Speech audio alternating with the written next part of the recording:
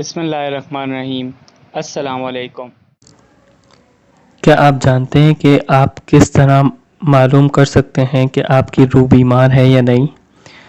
اس بات کی وضاحت کے لیے درج ذیل مثال پر توجہ فرمائیے۔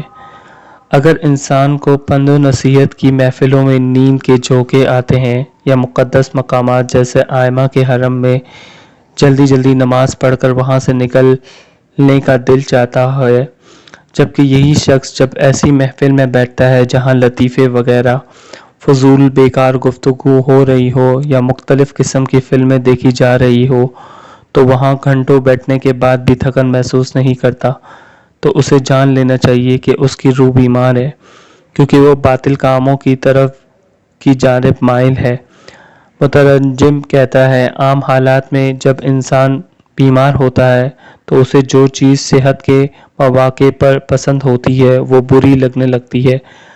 ہر چیز جس کا ذائقہ عام حالت میں بہت اچھا لگتا ہو، بیماری کے موقع پر نہ صرف مزہ نہیں دیتی بلکہ بری لگتی ہے۔